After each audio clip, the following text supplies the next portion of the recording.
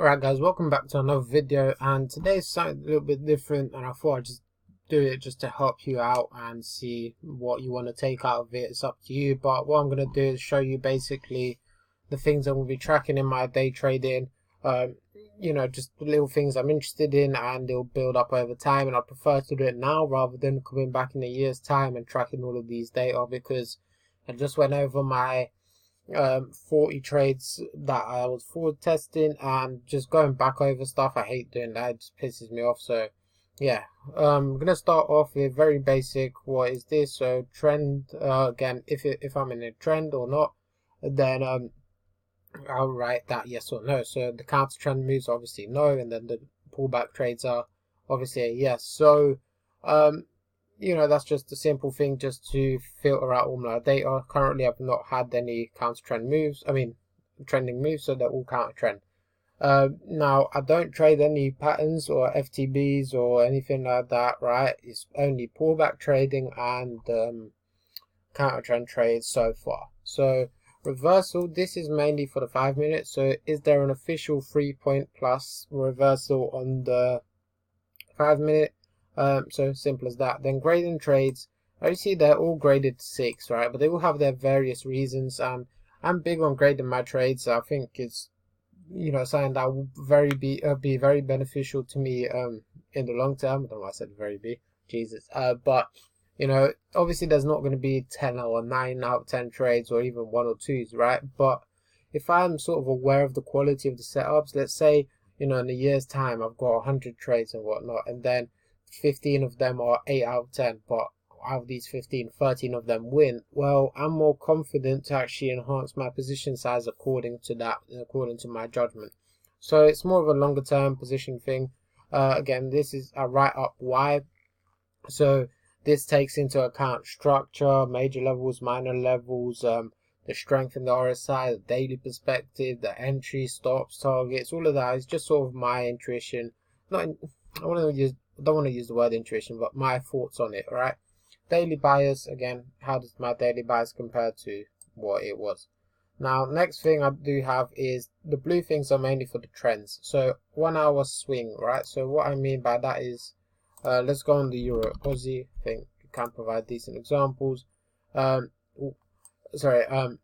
Basically, you see this move here that we've had this impulse. Well, it's a swing in the market. It's an impulsive move that I was looking for a pullback, and it was oversold on the swing, right? So as you see, RSI here, it was 14.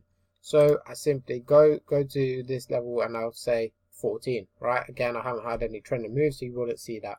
Divergence, well, if let's say this swing in the market, the prior swing, right, only the prior swing is what I'm looking at, then if RSI on this swing was something like this, right, well then there would be divergence, right? So if RSI here was like 8 and then here it's 14, well, there's divergence between these two swings.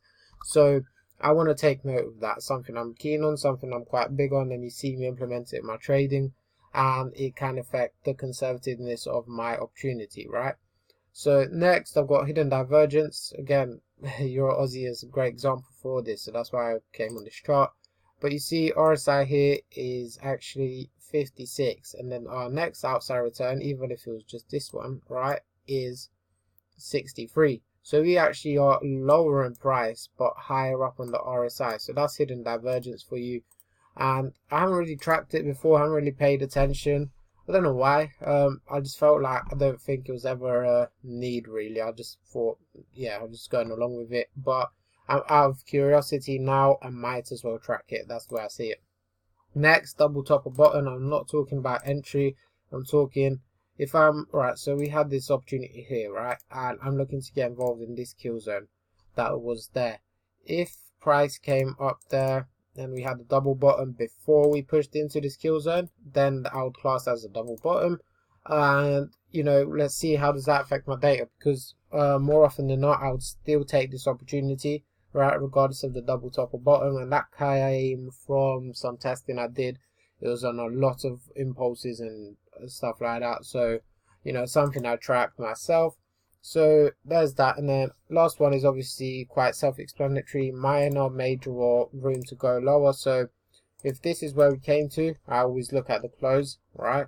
then what we've broken and whatnot, we've come to a minor level of support, right? So I'm going to track that, and in theory, right, if I'm looking for the retest and whatnot, in theory, the major levels should provide the lesser opportunities, the minor are slightly better, and then if there is room to go, right, if we have violated levels of structure, then it would be something, you know, it would technically be the best opportunities for me, right, in theory, but I want to track it.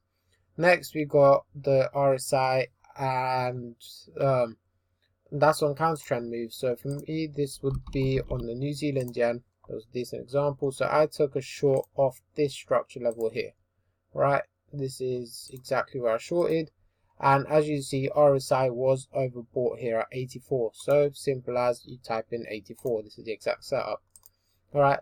Now, did it test past the highs? And what I mean by that is, you see, this is my kill zone. Now, this is the highest point of my counter trend kill zone, you can say. If we tested the highs and obviously showed that rejection, does that occur? In this case, no. On dollar yen, we did have that in this setup here, right? So you've seen this is a counter trend move I took, and you see we actually had 1 or 2 weeks below that. So actually, I'll probably go into this and say yes, we have, and rather than saying yes, now I'm thinking about it, I'm adjusting on the fly, I'll write 2, right? So just something to consider, right? And then next I've got the swings. So this is the 5 minute and mostly the entry type. So I've color coded them fairly nicely, you can say. But what I'm looking at, let's say on the swings on the 5 minute, this is my 26.18. Are we oversold here, right? And then say we go into a bearish trend, are we oversold here and here, right? This is what I'm looking at, and it wouldn't be as automatic as yes, no, right? It will be more of a sentence type, but very short. I'll try and sort of code it so I can feel it easier. So that's the 5 minute swing. Next we've got the 26.18 head and shoulders and trend reversal state, and what I mean by that is we have all of these entries as a potential entry, right? So you've got the double top 26.18, obviously the break and pullback as well. I can play the head and shoulders, right? And then ultimately we've got the trend reversal. So I want to see, basically I'm going to be making notes on the nature of these. So again, for these, let's say, is RSI overbought here? Is there divergence between these two things, right? That's what I'm going to be looking at. The trend is going to be slightly more difficult because you're looking at a lot more swings, but again, I'll be looking at divergence between these two swings, right? 1, 2. So are we slowing down in trend? Is this strong? Which, yeah, that's what I'm be looking at. Is this move strong, and then is this move strong, which you would have already seen on the previous filter. So few things are these diverging, right? So many things I can look at, especially in this scenario, but it's sort of combining all of these things. And then head and shoulders, again, ideally, the ideal scenario is RSI the strongest, RSI slightly weaker, and even weaker on the shoulder. That's what the RSI should look if you was to put over it, right? Because it's indicating that strength to the downside, and I love this drawing tool. But anyways, that's what I'm tracking at in terms of entry. That's the green thing. And here you got the 60 minute and the 5 minute setup. So what am I looking at? Now thinking about it, I might as well do a daily while I'm at it, while it's still early on, and just see the overall perspectives. And what I'll do is actually put the daily on the right side because it's secondary. The 60 minute is most important to me. So 60 minute setup, the daily, and that's pretty much the screenshot. So I've got quick access to them. How the 5 minute has basically how it's played out, and then the 60 minute is sort of the before bit, right? So yeah, that's just personal preference. I went and done it all on my all my forward testing. And then what after, right? So what happened after? So you know, I said here why before. Well, this is my second stage. What happened after? Did it go straight to targets? Did it consolidate? Did it go very near stop loss and whatnot? And chart notes is very similar to this, to be honest. It's not really needed, but I'll pretty much rewrite this in a few different words, or maybe use a few more little code words here and there. But you know, that's just the little things. Percentage made is how close did we come to target before losing, or actually going to break even?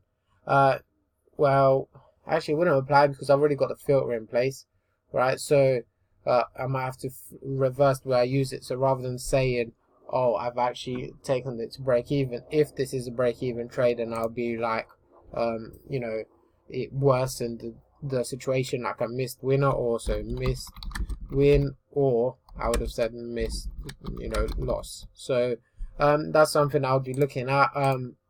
Again, now I'm thinking about how to reverse it. Rules followed. Did I follow my rules? Obviously yes. If I did make any mistakes, what are they? So I know here you've got quite a few options: whether emotional, order entry, trade management, fear and greed, and obviously you've got your pip amount. So yeah, hope you enjoyed this video.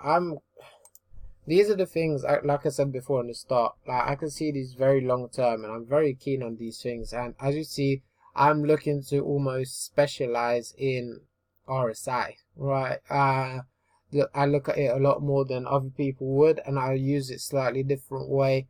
And you know, it does, let's say, have a slightly bigger weight on my decisions than other people, but it's just my philosophy on the market, and I like using it in confluence with price action. Obviously price action comes first always. So yeah, like I said, hope you enjoyed this video. If you got any feedback and whatnot, just put in the comments. Like, comment, subscribe, I guess. So yeah, in a bit.